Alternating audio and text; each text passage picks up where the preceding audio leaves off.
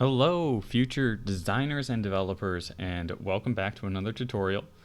We have been going over a lot of little things that we can edit in our code, such as making our text bold, making the background color a different color, changing our font color. We're going to do all of that in a different way today. So I have created a small little website that it's pretty basic. And I do want to apologize, there's a little bit of lag in my recording today. So here we've got an About Mr. Forberg page. It's pretty basic. It goes over the classes that I teach here at Stevenson. It goes over my education and then some of my hobbies. A lot of these tools we have already seen. So if we look at the code, you can see that we're using, there's a title on this. We have the body as we've always done. We are using H1 for the main title of the page. We're using paragraph. We've got H2s and we've got some unordered lists. So we are going to go through and edit this using external CSS. Before, when we were making changes to this, we were doing internal CSS. So that's when we would go over to something like the body and we would put inside of this background, or we would say that style is equal to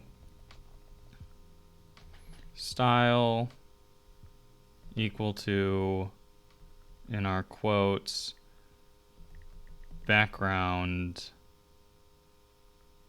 hyphen color, and we could throw in here green like we had done in the past and close that up. And that was something that we had done in the past, and that's one way that we can do it, and we can change our background colors through there, but there's a better way to do this, and I'm going to show you how we do that. So let's remove this, and we are going to use that same CSS that we were using before in an external file. So we have got our HTML file right here, and I named it index. Pretty much every single website you ever will see out there has a page called index. That's their home page where everything goes back to. So let's go and let's create a new file. Notice I'm in my own folder. This is just an About You website folder. It's very clean. There's not a lot of extra folders sitting around here. So I'm going to choose a new file. This is a CSS file, and I'm going to call this one styles. That's typically what we would call our CSS file. So when I create this file and I go over here, I already have some stuff written in this. It doesn't really matter. We're not going to use any of this, so I'm actually going to delete everything that is inside of this, and I'm going to keep this blank. This is where we are going to edit and change all the properties and values of our other file. So let's get into this. How we are going to do this is we are going to start by linking our two files together.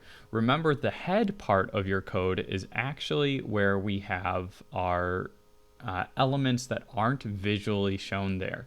So our elements such as linking a CSS file are not shown inside of our body. It's in the head. So how we're going to do that, we go into the head section and we are going to start with one of these tags, and this tag is a single tag, so it doesn't have the closing tag to it, it just opens.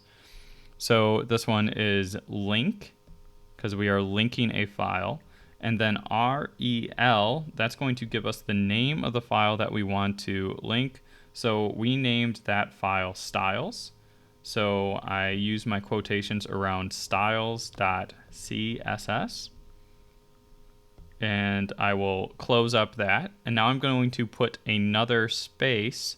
Oh, sorry, I did that in the reverse order. So this should just be called style sheet. That is what we are using it as. This is our style sheet. That's the name of it. And then we are going to use that H reference that we had used before. And our H reference is going to be equal to the name of the file specifically. So this one is our styles.css. And this is going to link our two files together.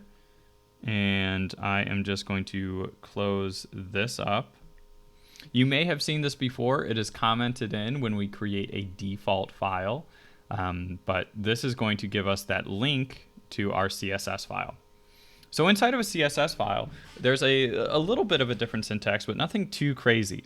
So let's start with just, we want to edit what color the body is. We're going to change the background of the entire website. So what we're going to do is we're going to choose body, that's going to be the name of it, and we are going to open with some curly brackets. I'm going to throw some spaces in here and close those curly brackets. Now inside of here, we can add two things. We can add the property that we want to change and the value we want to change it to. So before, we have already done this. We've used our background color. That is a property. Now the value of it is currently set to transparent. It's see-through, and we have a blank white background that fills in here. So if I wanted to change this, let's say that we want to change this. I'm going to keep on using tomato because I like the fact that it has tomato as a color. So now when I close this, if I go over to browser, there's not actually a browser option on here. But if I go over to my index page and I go to my browser, it's tomato. Nowhere in this index code do we say that the background is tomato, but because we have those two files linked together, we now have tomato over here. So we can continue to do this and change other properties of different headings. So let's say that we wanted to take our H1. So our H1, and I am going to change this one over here, open and close the brackets. And this H1, what we called, I am going to change the font family. So let's do font family. Remember, this is a property. This is a property, and then the value that we're going to change it to, let's do Errol. So now, I need a semicolon.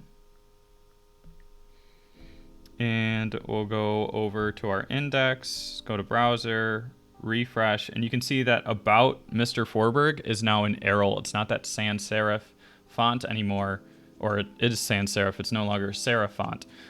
So that has been changed, and it just changed that H1 value. Now let's go over to our index